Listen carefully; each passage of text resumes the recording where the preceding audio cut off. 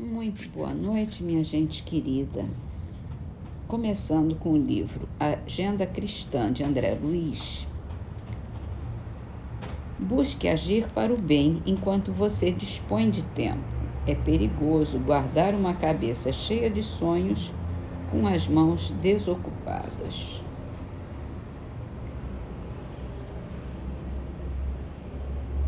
Livro dos Espíritos. Estamos na pergunta 961, que fala ainda sobre as penas e gozos futuros. Qual o sentimento que domina a maioria dos homens no momento da morte? A dúvida, o temor ou a esperança?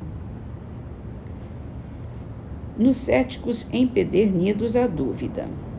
Nos culpados, o temor. E nos homens bons, nos homens de bem, a esperança. Muito bonito, muito bem. Vamos tentar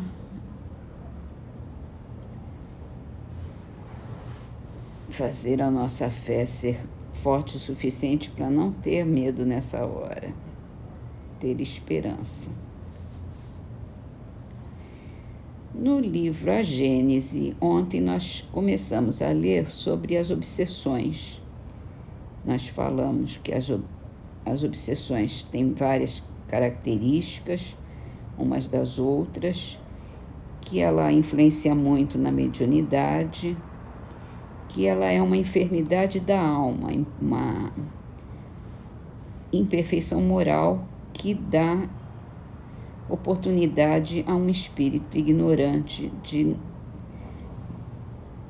de ter influência forte sobre a gente. E mais importante que eu achei é que a obsessão é quase sempre uma vingança. É um espírito que não conseguiu se livrar dos maus sentimentos, de ódio, e que não foi capaz de perdoar e se perpetua numa relação de obsessão. Então vamos continuar. Nos casos de obsessão grave, o obsidiado fica como que envolto e impregnado de um fluido pernicioso, que neutraliza a ação dos fluidos salutares e os repele. É daquele fluido que importa desembaraçá-lo. Ora, um fluido mau não pode ser eliminado por outro igualmente mau, por meio de ação idêntica à do médium curador nos casos de enfermidade. É preciso expelir um fluido mau com auxílio de um fluido melhor. Nem sempre, porém, basta essa ação mecânica. Cumpre, sobretudo, atuar sobre o ser inteligente, ao qual é preciso se possua o direito de falar com autoridade, que, entretanto, falece a quem não tem a superioridade moral. Quanto maior esta for, tanto maior também será aquela.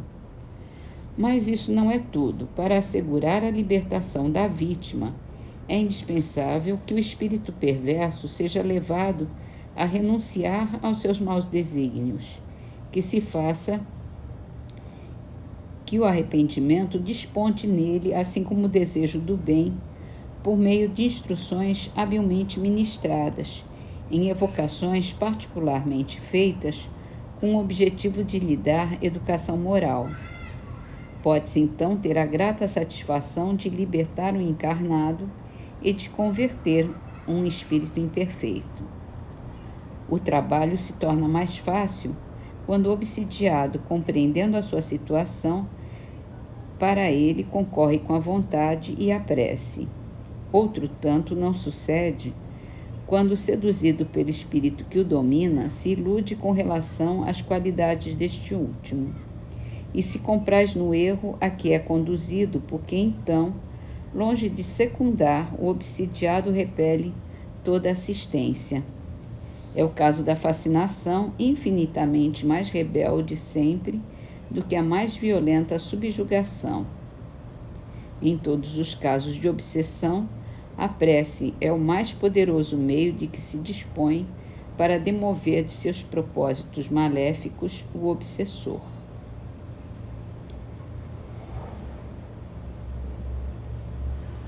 Eu acrescento aqui,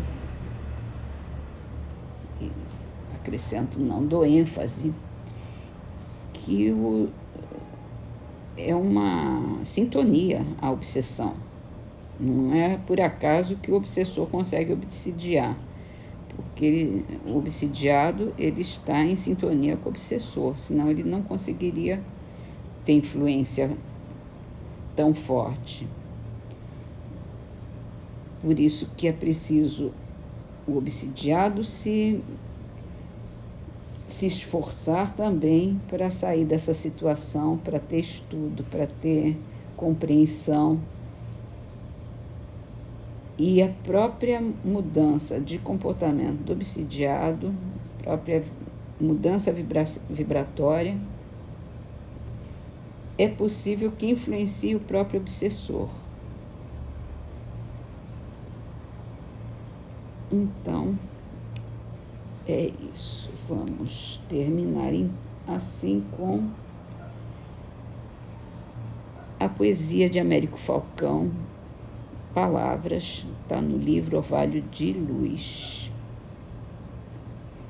Palavras. Nota as palavras, ainda que fales sem norte.